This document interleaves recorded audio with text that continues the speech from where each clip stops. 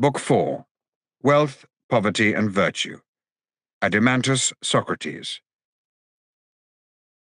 Here Adimantus interposed a question. "How would you answer, Socrates," said he, "if a person were to say that you are making these people miserable, and that they are the cause of their own unhappiness? The city, in fact, belongs to them, but they are none the better for it, whereas other men acquire lands and build large and handsome houses, and have everything handsome about them, offering sacrifices to the gods on their own account, and practicing hospitality. Moreover, as you were saying just now, they have gold and silver, and all that is usual among the favourites of fortune, but our poor citizens are no better than mercenaries, who are quartered in the city, and are always mounting guard." "Yes," I said, "and you may add that they are only fed, and not paid in addition to their food, like other men, and therefore they cannot, if they would, take a journey of pleasure. They have no money to spend on a mistress or any other luxurious fancy, which, as the world goes, is thought to be happiness, and many other accusations of the same nature might be added." "But," he said, "let us suppose all this to be included in the charge." "You mean to ask," I said, "what will be our answer?" "Yes. If we proceed along the old path, my belief," I said, "is that we shall find the answer, and our answer will be that, even as they are, our guardians may very likely be the happiest of men, but that our aim in founding the state was not the disproportionate happiness of any one class, but the greatest happiness of the whole. We thought that in a state which is ordered with a view to the good of the whole, we should be most likely to find justice, and in the ill-ordered state, injustice, and having found them, we might then decide which of the two is the happier. At present, I take it, we are fashioning the happy state, not piecemeal, or with a view of making a few happy citizens, but as a whole, and by and by we will proceed to view the opposite kind of state. Suppose that we were painting a statue, and someone came up to us and said, 'Why do you not put the most beautiful colours on the most beautiful parts of the body? The eyes ought to be purple, but you have made them black.' To him we might fairly answer, 'Sir, you would not surely have us beautify the eyes to such a degree that they are no longer eyes? Consider rather whether, by giving this and the other features their due proportion, we make the whole beautiful.' And so I say to you, do not compel us to assign to the guardians a sort of happiness which would make them anything but guardians, for we too can clothe our husbandmen in royal apparel, and set crowns of gold on their heads, and bid them till the ground as much as they like, and no more. Our potters also might be allowed to repose on couches and feast by the fireside, passing round the wine-cup while their wheel is conveniently at hand, and working at pottery only as much as they like. In this way we might make every class happy, and then, as you imagine, the whole state would be happy. But do not put this idea into our heads, for if we listen to you, the husbandman will be no longer a husbandman, the potter will cease to be a potter, and no one will have the character of any distinct class in the state. Now, this is not of much consequence where the corruption of society and pretension to be what you are not are confined to cobblers, but when the guardians of the laws and of the government are only seeming and not real guardians, then see how they turn the state upside down, and, on the other hand, they alone have the power of giving order and happiness to the state. We mean our guardians to be true saviours, and not the destroyers of the state, whereas our opponent is thinking of peasants at a festival who are enjoying a life of revelry, not of citizens who are doing their duty to the state. But if so, we mean different things, and he is speaking of something which is not a state. And therefore we must consider whether, in appointing our guardians, we would look to their greatest happiness individually, or whether this principle of happiness does not rather reside in the state as a whole. But if the latter be the truth, then the guardians and auxiliaries, and all others equally with them, must be compelled or induced to do their own work in the best way, and thus the whole state will grow up in a noble order, and the several classes will receive the proportion of happiness which nature assigns to them.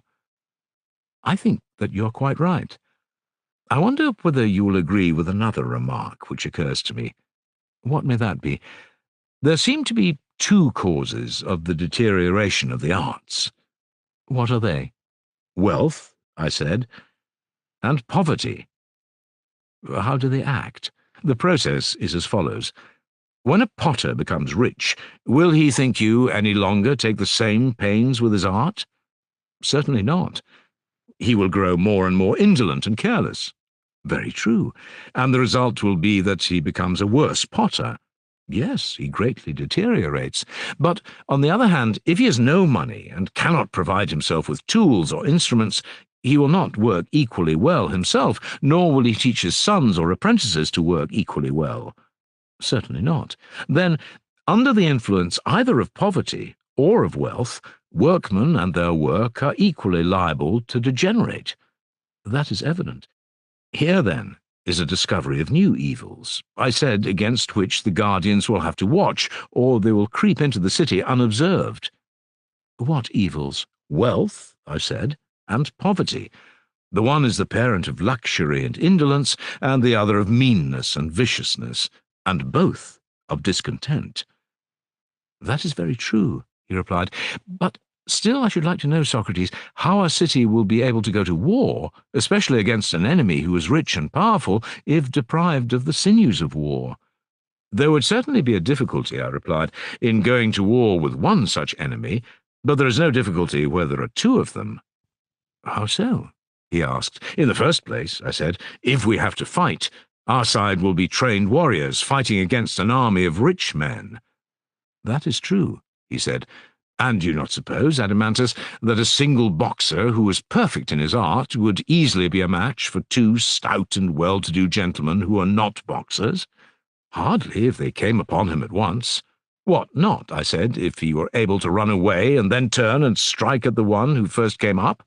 And supposing he were to do this several times under the heat of a scorching sun, might he not, being an expert, overturn more than one stout personage? Certainly, he said, there would be nothing wonderful in that. And yet rich men probably have a greater superiority in the science and practice of boxing than they have in military qualities. Likely enough. Then we may assume that our athletes will be able to fight with 2 or 3 times their own number.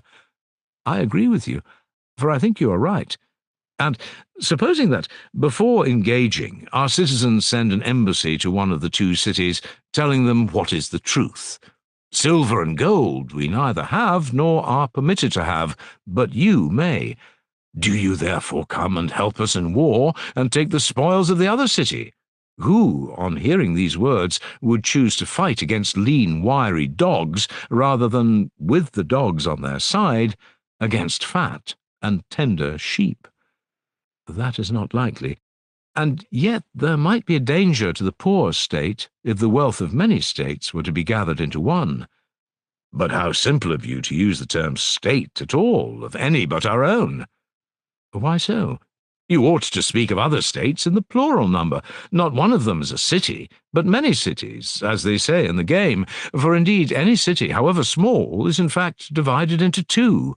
One the city of the poor, the other of the rich. These are at war with one another, and in either there are many smaller divisions, and you would be altogether beside the mark if you treated them all as a single state.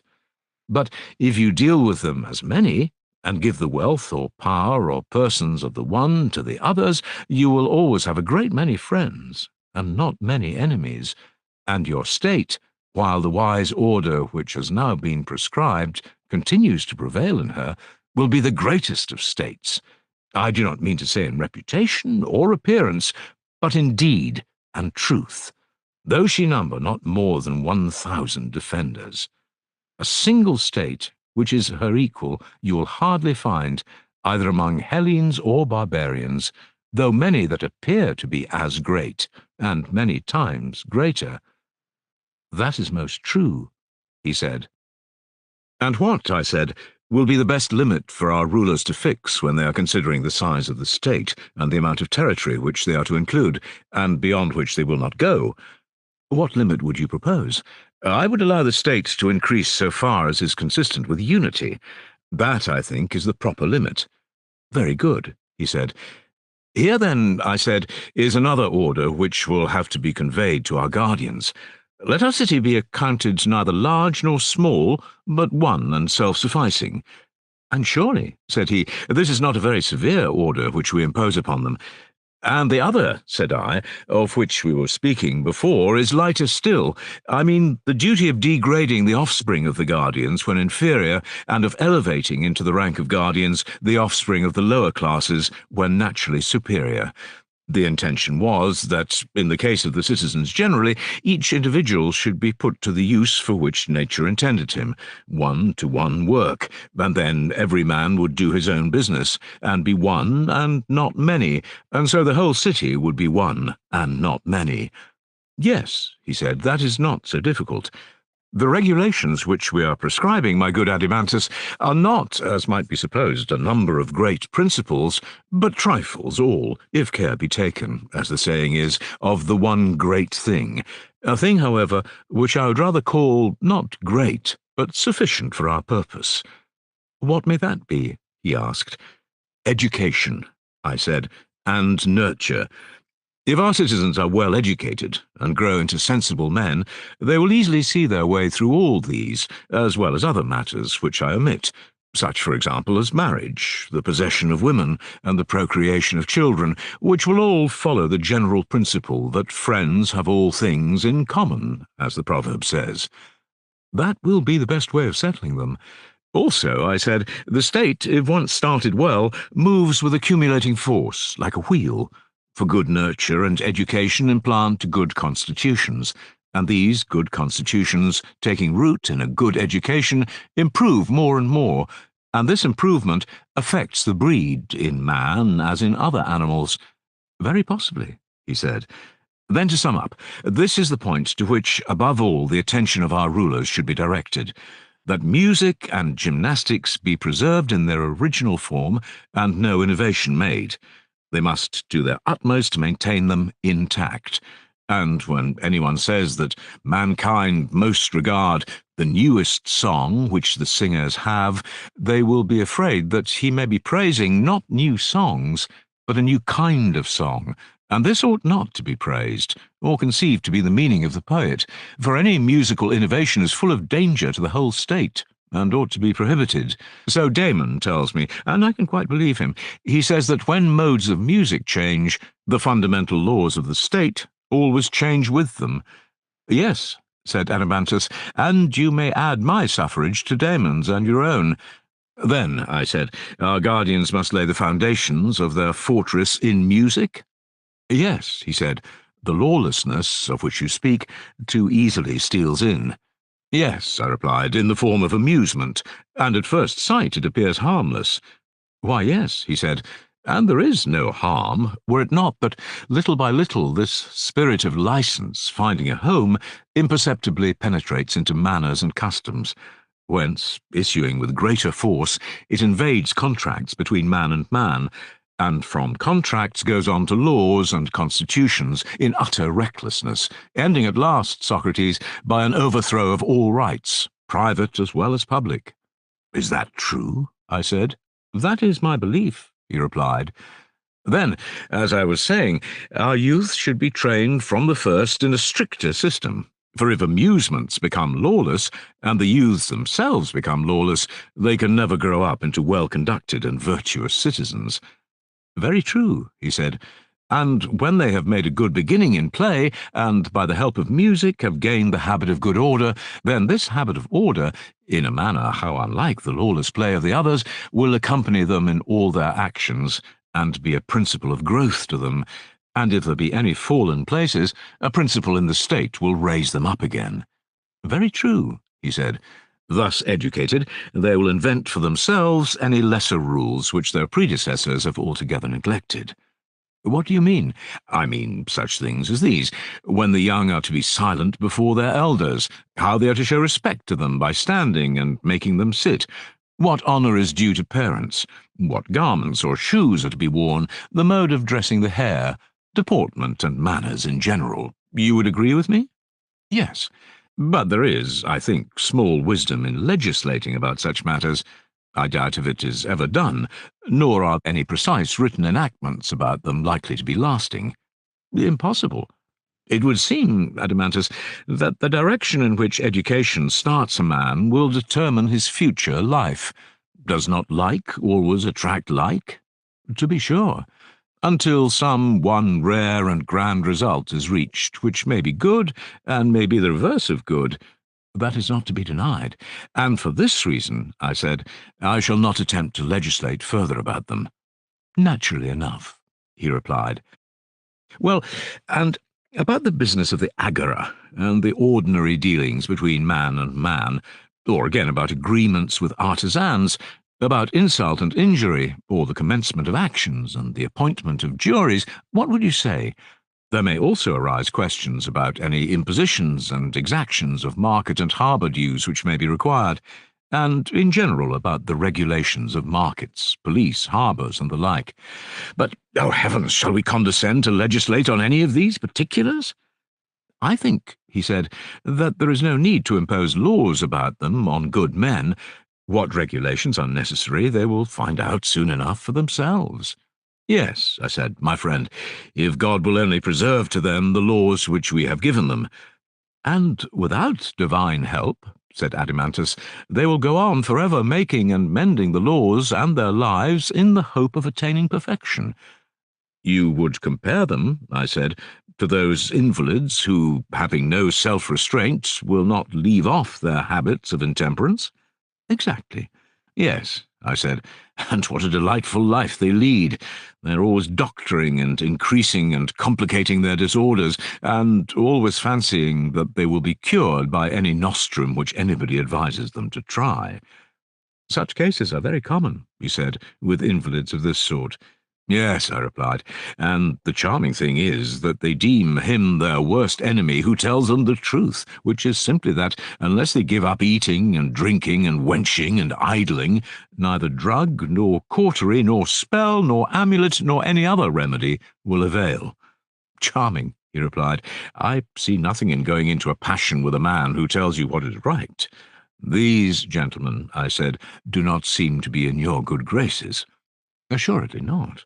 Nor would you praise the behaviour of states which act like the men whom I was just now describing, for are there not ill-ordered states in which the citizens are forbidden under pain of death to alter the constitution, and yet he who most sweetly courts those who live under this regime, and indulges them and fawns upon them, and is skilful in anticipating and gratifying their humours, is held to be a great and good statesman. Do not these states resemble the persons whom I was describing? Yes, he said, the states are as bad as the men, and I'm very far from praising them. But do you not admire, I said, the coolness and dexterity of these ready ministers of political corruption? Yes, he said, I do, but not all of them, for there are some whom the applause of the multitude has deluded into the belief that they are really statesmen, and these are not much to be admired. What do you mean? I said. You should have more feeling for them. When a man cannot measure, and a great many others who cannot measure declare that he is 4 cubits high, can he help believing what they say? Nay, he said, certainly not in that case. Well then, do not be angry with them, for are they not as good as a play, trying their hand at paltry reforms such as I was describing?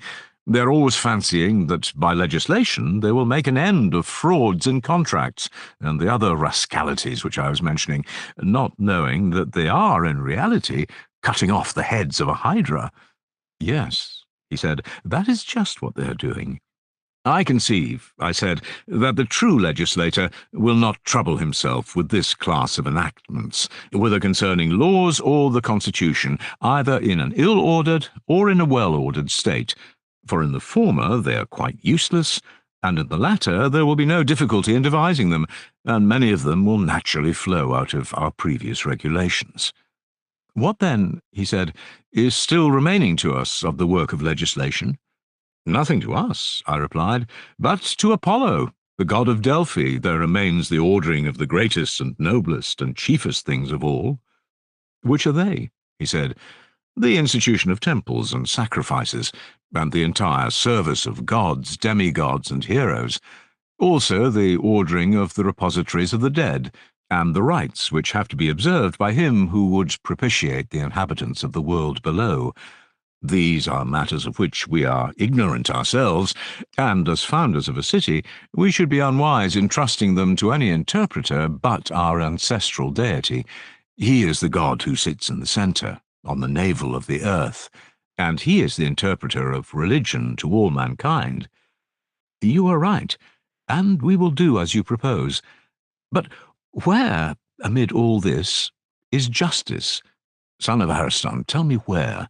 Now that our city has been made habitable, light a candle and search, and get your brother and Polemarchus and the rest of our friends to help, and let us see where in it we can discover justice and where injustice, and in what they differ from one another, and which of them the man who would be happy should have for his portion, whether seen or unseen by gods and men.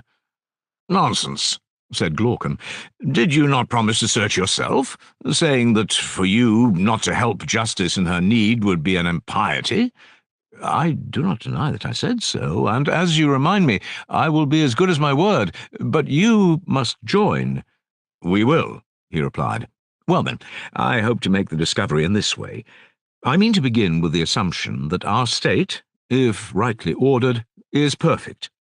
That is most certain, and being perfect is therefore wise and valiant and temperate and just. That is likewise clear, and whichever of these qualities we find in the state, the one which is not found will be the residue. Very good. If there were 4 things, and we were searching for one of them, wherever it might be, the one sought for might be known to us from the first, and there would be no further trouble. Or we might know the other 3 first, and then the 4th would clearly be the one left. Very true, he said. And is not a similar method to be pursued about the virtues, which are also 4 in number? Clearly. First among the virtues found in the state, wisdom comes into view, and in this I detect a certain peculiarity. What is that? The state which we have been describing is said to be wise, as being good in counsel. Very true. And good counsel is clearly a kind of knowledge, for not by ignorance, but by knowledge do men counsel well. Clearly. And the kinds of knowledge in a state are many and diverse. Of course. There is the knowledge of the carpenter. But is that the sort of knowledge which gives a city the title of wise and good in counsel? Certainly not. That would only give a city the reputation of skill in carpentering. Then a city is not to be called wise because possessing a knowledge which counsels for the best about wooden implements. Certainly not. Nor by reason of a knowledge which advises about brazen pots, I said, nor as possessing any other similar knowledge. Not by reason of any of them, he said, nor yet by reason of a knowledge which cultivates the earth. That would give the city the name of agricultural. Yes. Well, I said, and is there any knowledge in our recently founded state, among any of the citizens, which advises not about any particular thing in the state, but about the whole, and considers how a state can best deal with itself and other states? There certainly is. And what is this knowledge, and among whom is it found? I asked. It is the knowledge of the guardians, he replied, and is found among those whom we were just now describing as perfect guardians. And what is the name which the city derives from the possession of this sort of knowledge?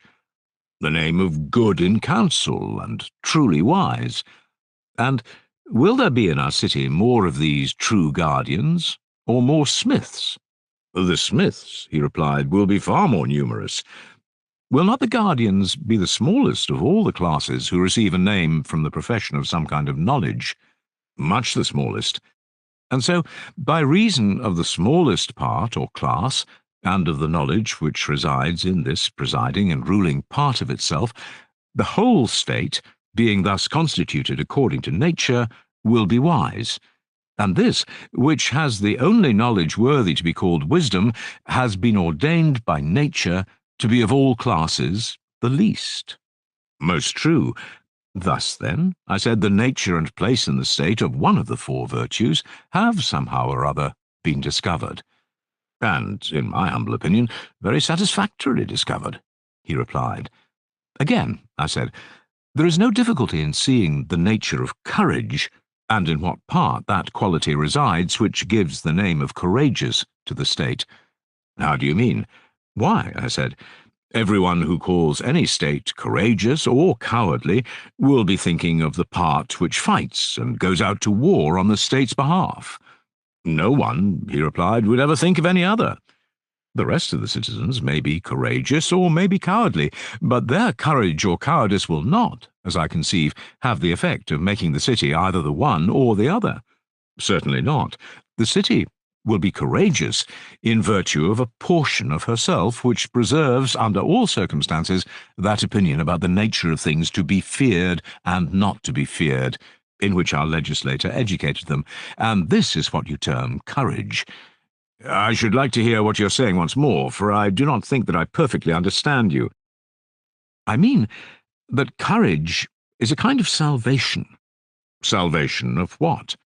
Of the opinion respecting things to be feared, what they are and of what nature, which the law implants through education, and I mean by the words under all circumstances to intimate that in pleasure or in pain, or under the influence of desire or fear, a man preserves and does not lose this opinion. Shall I give you an illustration? If you please. You know, I said, that dyers, when they want to dye wool for making the true sea purple, begin by selecting their white colour first. This they prepare and dress with much care and pains, in order that the white ground may take the purple hue in full perfection. The dyeing then proceeds, and whatever is dyed in this manner becomes a fast colour, and no washing, either with lyes or without them, can take away the bloom. But when the ground has not been duly prepared, you will have noticed how poor is the look either of purple or of any other colour. Yes, he said, I know that they have a washed-out and ridiculous appearance. Then now, I said, you will understand what our object was in selecting our soldiers and educating them in music and gymnastics. We were contriving influences which would prepare them to take the dye of the laws in perfection, and the colour of their opinion about dangers, and of every other opinion, was to be indelibly fixed by their nurture and training, not to be washed away by such potent lies as pleasure, mightier agent far in washing the soul than any soda or lie, or by sorrow, fear, and desire, the mightiest of all other solvents. And this sort of universal saving power of true opinion in conformity with law about real and false dangers, I call and maintain to be courage. Unless you disagree. But I agree, he replied, for I suppose that you mean to exclude mere uninstructed courage, such as that of a wild beast or of a slave. This, in your opinion, is not the courage which the law ordains, and ought to have another name. Most certainly. Then I may infer courage to be such as you describe? Why, yes, said I, you may. And if you add the words of a citizen, you will not be far wrong. Hereafter, if you like, we will carry the examination further, but at present we are seeking not for courage, but justice, and for the purpose of our inquiry we have said enough. You are right, he replied. Two virtues remain to be discovered in the state. First, temperance, and then justice, which is the end of our search. Very true. Now, can we find justice without troubling ourselves about temperance? I do not know how that can be accomplished, he said, nor do I desire that justice should be brought to light and temperance lost sight of, and therefore I wish that you would do me the favour of considering temperance first. Certainly, I replied, I should not be justified in refusing your request. Then consider, he said. Yes, I replied, I will. And as far as I can at present see, the virtue of temperance has more of the nature of harmony and symphony than the preceding. How so? He asked. Temperance, I replied, is the ordering or controlling of certain pleasures and desires. This is, curiously enough, implied in the saying of a man being his own master, and other traces of the same notion may be found in language. No doubt, he said. There is something ridiculous in the expression master of himself, for the master is also the servant, and the servant the master, and in all these modes of speaking the same person is denoted. Certainly. The meaning is, I believe, that in the human soul there is a better and also a worse principle, and when the better has the worse under control, then a man is said to be master of himself, and this is a term of praise. But when, owing to evil education or association, the better principle, which is also the smaller, is overwhelmed by the greater mass of the worse, in this case he is blamed, and is called the slave of self, and unprincipled. Yes, there is reason in that. And now, I said, look at our newly created state, and there you will find one of these two conditions realized. For the state, as you will acknowledge, may be justly called master of itself, if the words temperance and self-mastery truly express the rule of the better part over the worse. Yes, he said, I see that what you say is true. Let me further note that the manifold and complex pleasures and desires and pains are generally found in children and women and servants, and in the free men, so-called, who are of the lowest and more numerous class. Certainly, he said, whereas the simple and moderate desires which follow reason, and are under the guidance of mind and true opinion, are to be found only in a few, and those the best born and best educated. Very true. These two, as you may perceive, have a place in our state, and the meaner desires of the many are held down by the virtuous desires and wisdom of the few. That I perceive, he said. Then, if there be any city which may be described as master of its own pleasures and desires, and master of itself, ours may claim such a designation? Certainly, he replied. It may be called temperate, and for the same reasons. Yes, and if there be any state in which rulers and subjects will be agreed as to the question who are to rule, that again will be our state, undoubtedly, and the citizens being thus agreed among themselves, in which class will temperance be found, in the rulers or in the subjects? In both, as I should imagine, he replied. Do you observe that we were not far wrong in our guess that temperance was a sort of harmony? Why so? Why, because temperance is unlike courage and wisdom, each of which resides in a part only, the one making the state wise and the other valiant. Not so temperance, which extends to the whole and runs through all the notes of the scale and produces a harmony of the weaker and the stronger and the middle class, whether you suppose them to be stronger or weaker in wisdom or power or numbers or wealth or anything else. Most truly, then, may we deem temperance to be the agreement of the naturally superior and inferior as to the right to rule of either, both in states and individuals. I entirely agree with you. And so, I said, we may consider 3 out of the 4 virtues to have been discovered in our state. The last of those qualities which make a state virtuous must be justice, if we only knew what that was. The inference is obvious. The time then has arrived, Glaucon, when, like huntsmen, we should surround the cover, and look sharp that justice does not steal away and pass out of sight and escape us. For, beyond a doubt, she is somewhere in this country. Watch, therefore, and strive to catch a sight of her. And if you see her first, let me know. Would that I could, but you should regard me rather as a follower who has just eyes enough to see what you show him. That is about as much as I'm good for. Offer up a prayer with me and follow. I will, but you must show me the way. Here is no path, I said, and the wood is dark and perplexing. Still, we must push on. Let us push on. Here I saw something. Halloo, I said.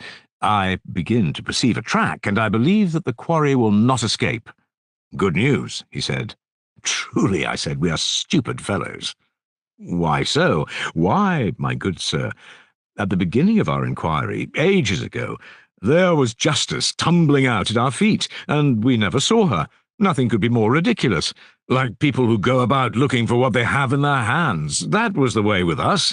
We looked not at what we were seeking, but at what was far off in the distance, and therefore I suppose we missed her. What do you mean? I mean to say that In reality, for a long time past, we have been talking of justice and have failed to recognize her. I grow impatient at the length of your exordium. Well then, tell me, I said, whether I am right or not. You remember the original principle which we were always laying down at the foundation of the state, that one man should practice one thing only, the thing to which his nature was best adapted. Now, justice is this principle, or a part of it. Yes, we often said that one man should do one thing only. Further, we affirmed that justice was doing one's own business, and not being a busybody. We said so again, and many others have said the same to us. Yes, we said so. Then, to do one's own business, in a certain way, may be assumed to be justice. Can you tell me whence I derive this inference? I cannot, but I should like to be told.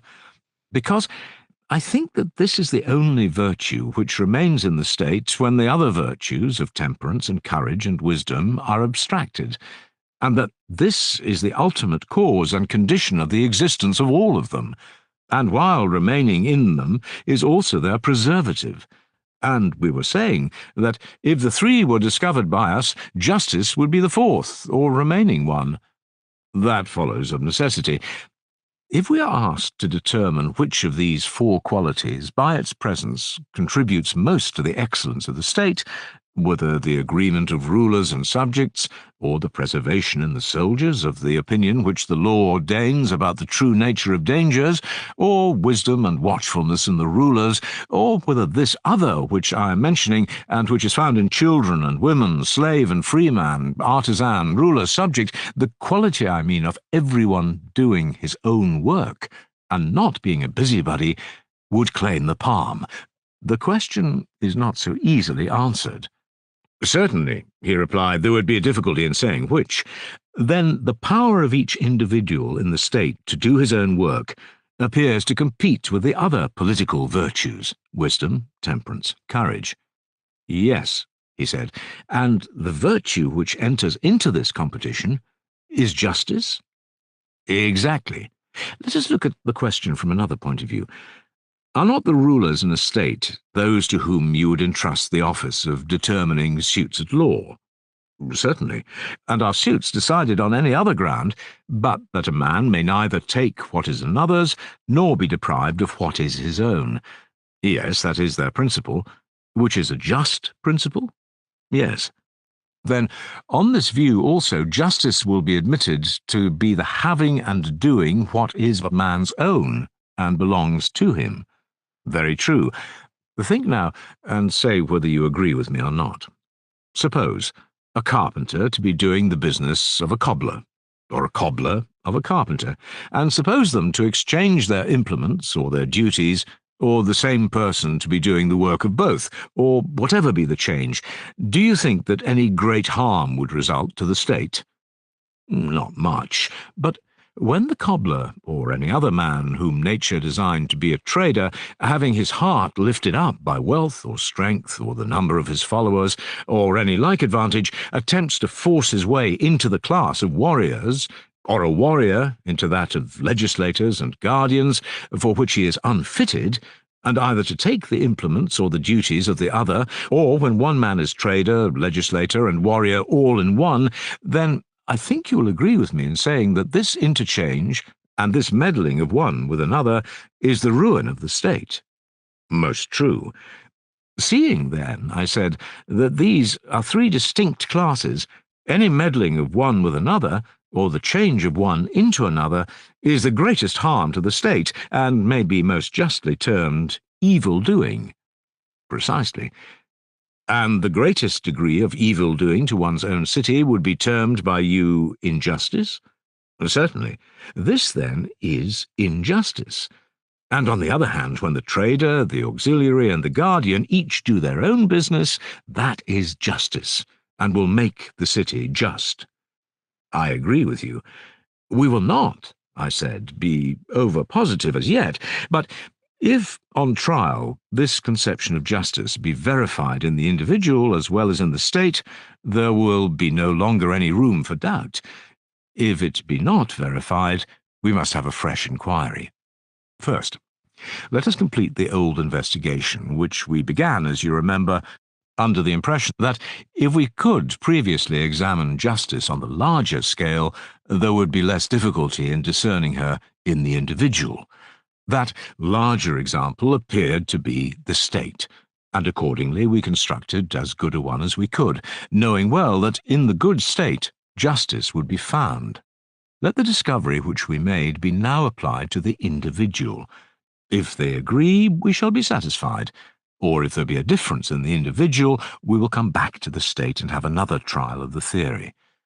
The friction of the two, when rubbed together, may possibly strike a light in which justice will shine forth, and the vision which is then revealed we will fix in our souls. That will be in regular course. Let us do as you say. I proceeded to ask, when two things, a greater and a less, are called by the same name, are they like or unlike insofar as they are called the same? Like, he replied. The just man, then, if we regard the idea of justice only, will be like the just state? He will. And a state was thought by us to be just when the three classes in the state severally did their own business, and also thought to be temperate and valiant and wise by reason of certain other affections and qualities of these same classes. True, he said, and so of the individual. We may assume that he has the same three principles in his own soul which are found in the state, and he may be rightly described in the same terms because he is affected in the same manner? Certainly, he said. Once more then, O my friends, we have alighted upon an easy question, whether the soul has these three principles or not. An easy question. Nay, rather, Socrates, the proverb holds that hard is the good. Very true, I said, and I do not think that the method which we are employing is at all adequate to the accurate solution of this question. The true method is another, and a longer one. Still, we may arrive at a solution not below the level of the previous inquiry. May we not be satisfied with that? He said. Under the circumstances, I am quite content. I, too, I replied, shall be extremely well satisfied. Then faint not in pursuing the speculation, he said. Must we not acknowledge, I said, that in each of us there are the same principles and habits which there are in the state, and that from the individual they pass into the state? How else can they come there? Take the quality of passion or spirit. It would be ridiculous to imagine that this quality, when found in states, is not derived from the individuals who are supposed to possess it. For example, the Thracians, Scythians, and in general the northern nations. And the same may be said of the love of knowledge, which is the special characteristic of our part of the world, or the love of money, which may with equal truth be attributed to the Phoenicians and Egyptians. Exactly so, he said. There is no difficulty in understanding this. None whatever. But the question is not quite so easy when we proceed to ask whether these principles are three or one. Whether, that is to say, we learn with one part of our nature, are angry with another, and with a third part desire the satisfaction of our natural appetites, or whether the whole soul comes into play in each sort of action. To determine that is the difficulty. Yes, he said, there lies the difficulty. Then let us now try and determine whether they are the same or different. How can we? He asked. I replied as follows. The same thing clearly cannot act or be acted upon in the same part or in relation to the same thing at the same time in contrary ways. And therefore, whenever this contradiction occurs in things apparently the same, we know that they are really not the same, but different. Good. For example, I said, can the same thing be at rest and in motion at the same time, in the same part? Impossible. Still, I said, let us have a more precise statement of terms, lest we should hereafter fall out by the way. Imagine the case of a man who is standing and also moving his hands and his head, and suppose a person to say that one and the same person is in motion and at rest at the same moment. To such a mode of speech we should object, and should rather say that one part of him is in motion while another is at rest. Very true.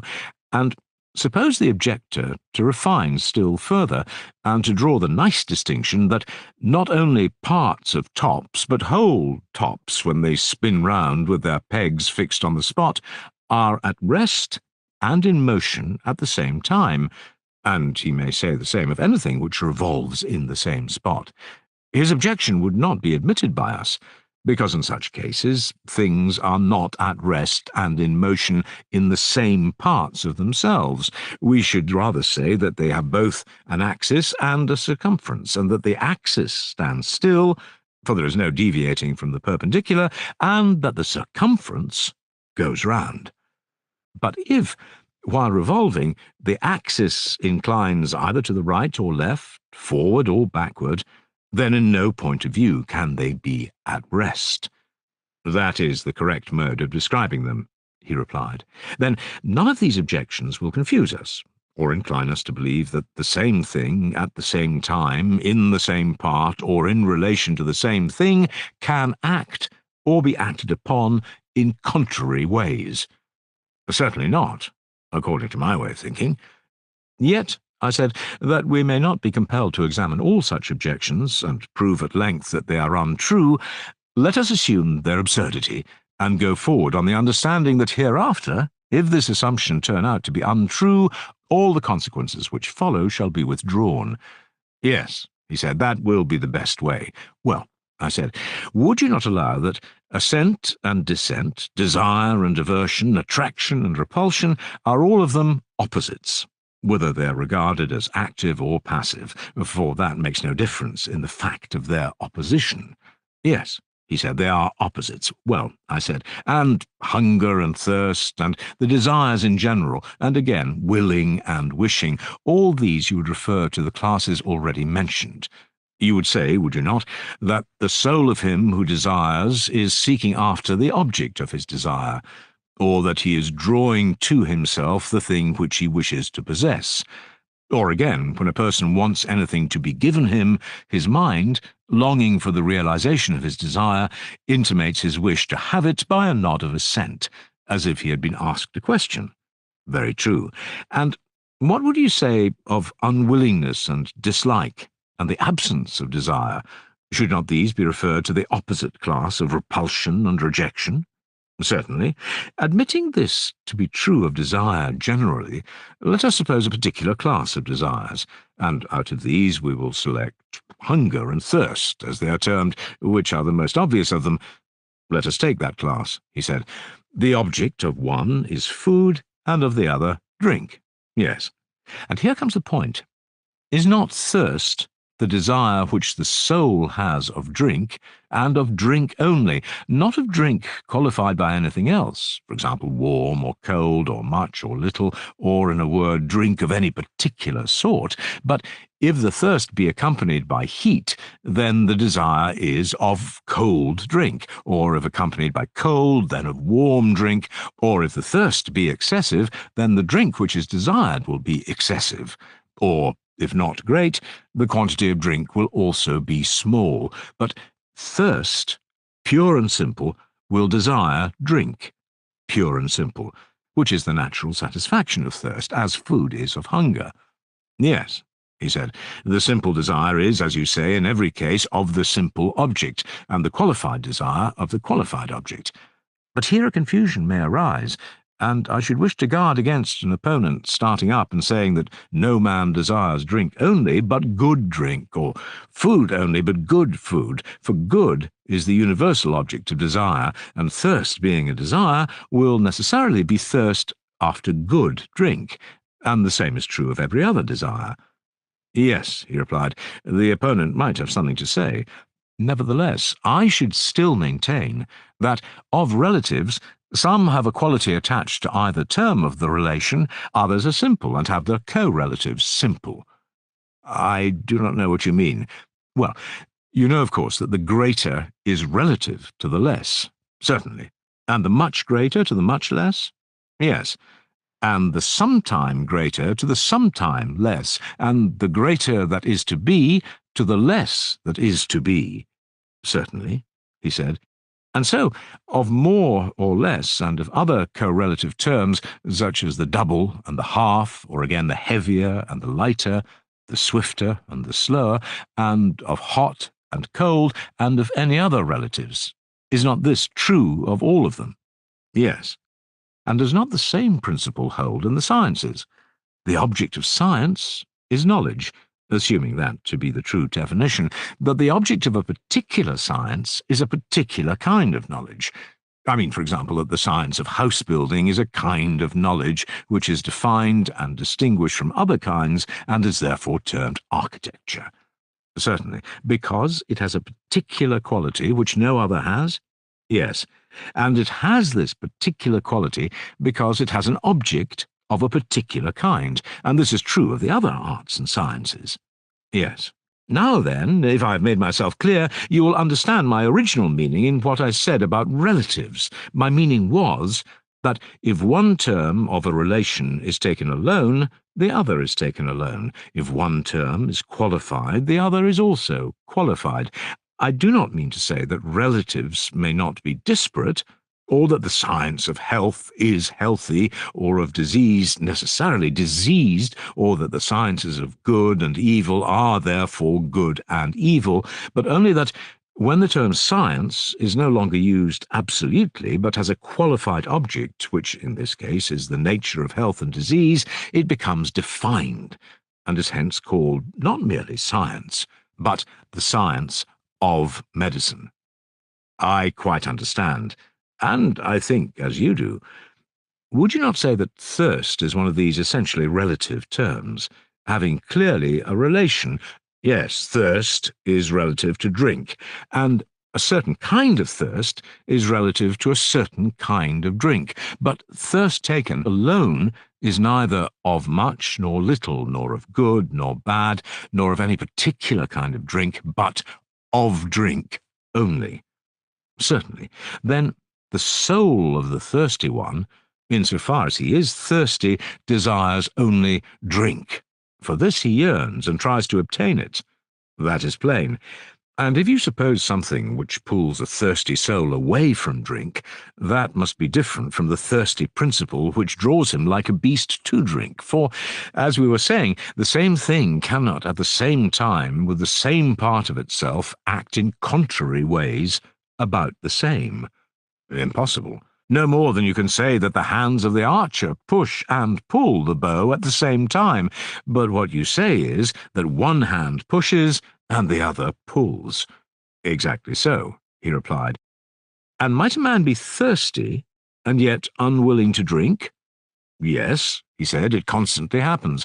And in such a case, what is one to say? Would you not say that there was something in the soul bidding a man to drink, and something else forbidding him, which is other and stronger than the principle which bids him? I should say so, and the forbidding principle is derived from reason, and that which bids and attracts proceeds from passion and disease? Clearly, then we may fairly assume that they are two, and that they differ from one another. The one with which a man reasons we may call the rational principle of the soul, the other, with which he loves and hungers and thirsts and feels the flutterings of any other desire, may be termed the irrational or appetitive, the ally of sundry pleasures and satisfactions. Yes, he said, we may fairly assume them to be different. Then let us finally determine that there are two principles existing in the soul. And what of passion, or spirit? Is it a third, or akin to one of the preceding? I should be inclined to say akin to desire. Well, I said, there is a story which I remember to have heard, and in which I put faith. The story is that Leontius, the son of Aglaon, coming up one day from the Piraeus, under the north wall on the outside, observed some dead bodies lying on the ground at the place of execution. He felt a desire to see them, but also a dread and abhorrence of them. For a time he struggled and covered his eyes, but at length the desire got the better of him, and forcing them open, he ran up to the dead bodies, saying, "Look, ye wretches, take your fill of the fair sight." I have heard the story myself, he said. The moral of the tale is that anger, at times, goes to war with desire, as though they were two distinct things. Yes, that is the meaning, he said. And are there not many other cases in which we observe that when a man's desires violently prevail over his reason, he reviles himself, and is angry at the violence within him, and that in this struggle, which is like the struggle of factions in a state, his spirit is on the side of his reason, but for the passionate or spirited element to take part with the desires, when reason decides that she should not be opposed, is a sort of thing which I believe that you never observed occurring in yourself, nor, as I should imagine, in anyone else? Certainly not. Suppose that a man thinks he has done a wrong to another. The nobler he is, the less able is he to feel indignant at any suffering, such as hunger or cold or any other pain which the injured person may inflict upon him. These he deems to be just, and, as I say, his anger refuses to be excited by them. True, he said, but when he thinks that he is the sufferer of the wrong, then he boils and chafes and is on the side of what he believes to be justice. And because he suffers hunger or cold or other pain, he is only the more determined to persevere and conquer. This noble spirit will not be quelled until he either slays or is slain, or until he hears the voice of the shepherd, that is, reason, bidding his dog bark no more. The illustration is perfect, he replied, and in our state, as we were saying, the auxiliaries were to be dogs, and to hear the voice of the rulers, who are their shepherds. I perceive, I said, that you quite understand me. There is, however, a further point which I wish you to consider. What point? You remember that passion, or spirit, appeared at first sight to be a kind of desire, but now we should say quite the contrary, for in the conflict of the soul, spirit is arrayed on the side of the rational principle. Most assuredly, but a further question arises. Is passion different from reason also, or only a kind of reason, in which latter case, instead of 3 principles in the soul, there will only be 2, the rational and the concupiscent, or rather, as the state was composed of 3 classes, traders, auxiliaries, counsellors, so may there not be in the individual soul a 3rd element which is passion or spirit, and when not corrupted by bad education, is the natural auxiliary of reason. Yes, he said, there must be a 3rd. Yes, I replied, if passion, which has already been shown to be different from desire, turn out also to be different from reason. But that is easily proved. We may observe even in young children that they are full of spirit almost as soon as they are born, whereas some of them never seem to attain to the use of reason, and most of them late enough. Excellent, I said, and you may see passion equally in brute animals, which is a further proof of the truth of what you are saying, and we may once more appeal to the words of Homer, which have been already quoted by us. He smote his breast, and thus rebuked his soul. For in this verse Homer has clearly supposed the power which reasons about the better and worse to be different from the unreasoning anger which is rebuked by it. Very true, he said. And so, after much tossing, we have reached land, and are fairly agreed that the same principles which exist in the state exist also in the individual, and that they are 3 in number. Exactly. Must we not then infer that the individual is wise in the same way and in virtue of the same quality which makes the state wise? Certainly. Also, that the same quality which constitutes courage in the state constitutes courage in the individual, and that both the state and the individual bear the same relation to all the other virtues. Assuredly. And the individual will be acknowledged by us to be just in the same way in which the state is just? That follows, of course. We cannot but remember that the justice of the state consisted in each of the 3 classes doing the work of his own class. We are not very likely to have forgotten, he said. We must recollect that the individual in whom the several qualities of his nature do their own work will be just and will do his own work. Yes, he said, we must remember that too. And ought not the rational principle, which is wise and has the care of the whole soul, to rule, and the passionate or spirited principle to be the subject and ally? Certainly. And, as we were saying, the united influence of music and gymnastics will bring them into accord, nerving and sustaining the reason with noble words and lessons, and moderating and soothing and civilizing the wildness of passion by harmony and rhythm. Quite true, he said. And these two, thus nurtured and educated, and having learned truly to know their own functions, will rule over the concupiscent, which in each of us is the largest part of the soul, and by nature most insatiable of gain. Over this they will keep guard, lest, waxing great and strong with the fullness of bodily pleasures, as they are termed, the concupiscent soul, no longer confined to her own sphere, should attempt to enslave and rule those who are not her natural-born subjects, and overturn the whole life of man? Very true, he said. Both together, will they not be the best defenders of the whole soul and the whole body against attacks from without, the one counselling and the other fighting under his leader, and courageously executing his commands and counsels? True, and he is to be deemed courageous whose spirit retains, in pleasure and in pain, the commands of reason about what he ought or ought not to fear? Right, he replied, and him we call wise, who has in him that little part which rules and which proclaims these commands, that part too being supposed to have a knowledge of what is for the interest of each of the three parts, and of the whole, assuredly. And would you not say that he is temperate, who has these same elements in friendly harmony, in whom the one ruling principle of reason and the two subject ones of spirit and desire are equally agreed that reason ought to rule and do not rebel? Certainly, he said. That is the true account of temperance, whether in the state or individual. And surely, I said, we have explained again and again how and by virtue of what quality a man will be just. That is very certain. And is justice dimmer in the individual, and is her form different? Or is she the same which we found her to be in the state?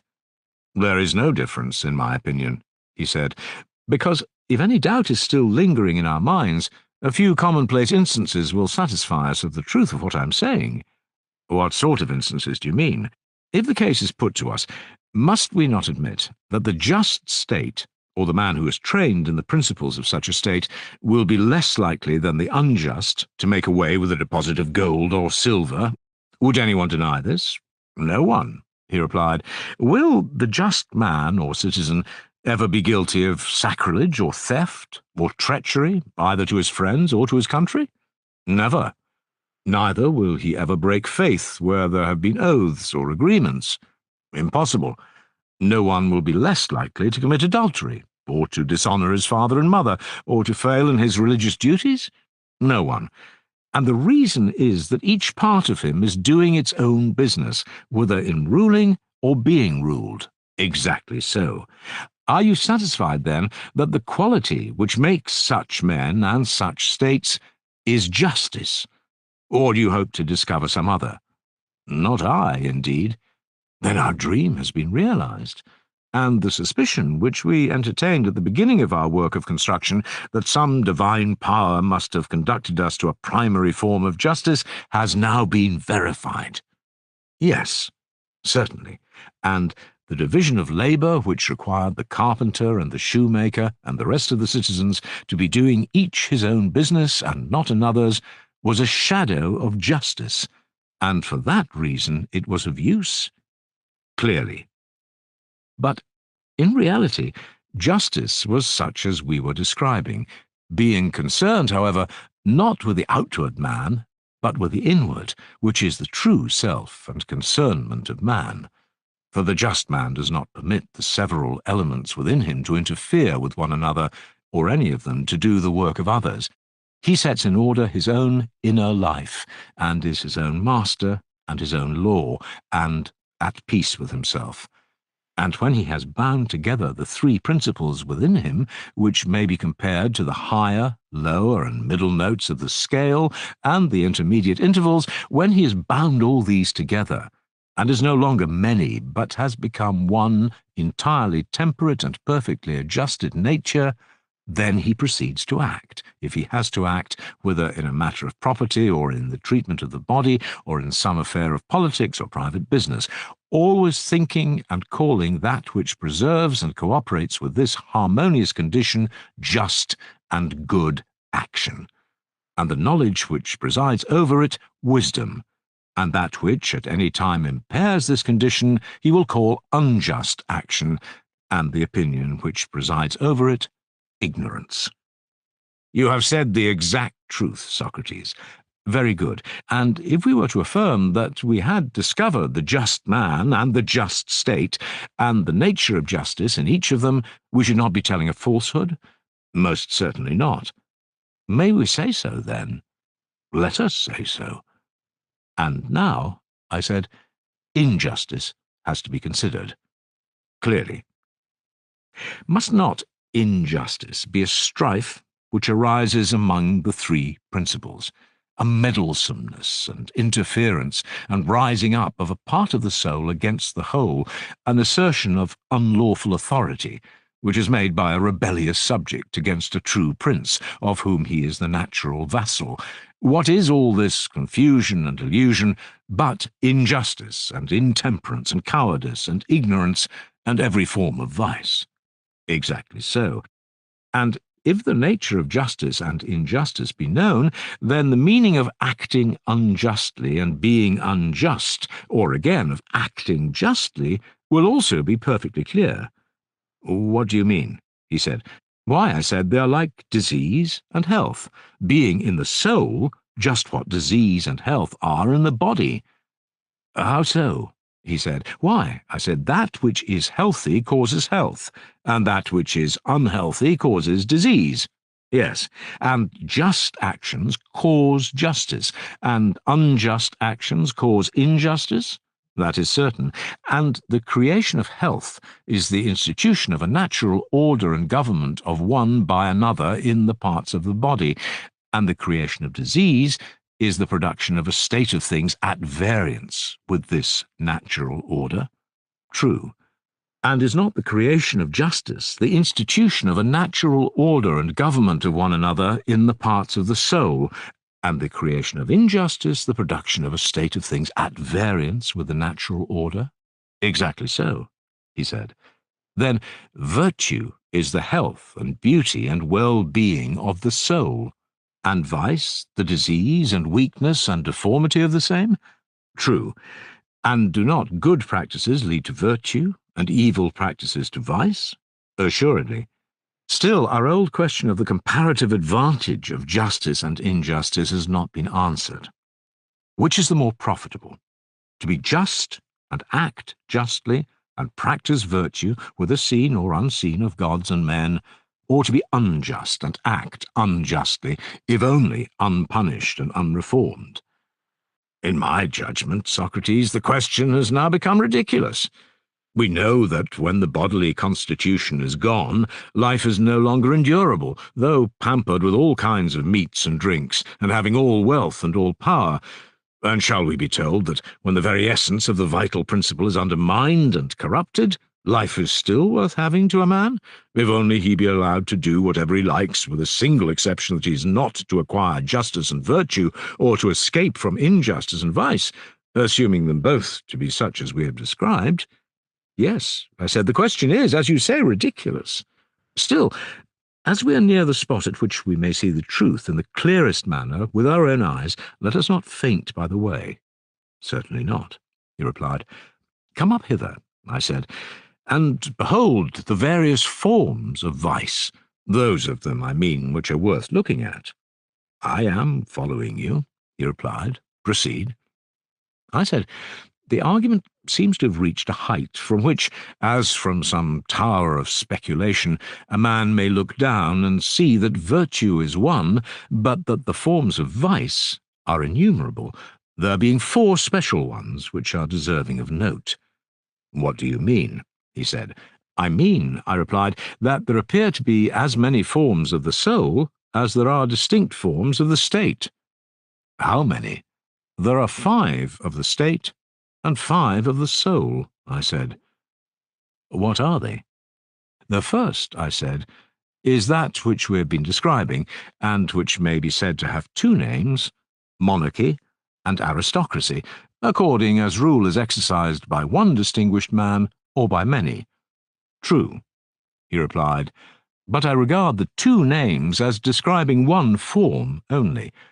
For whether the government is in the hands of one or many, if the governors have been trained in the manner which we have supposed, the fundamental laws of the state will be maintained. That is true, he replied.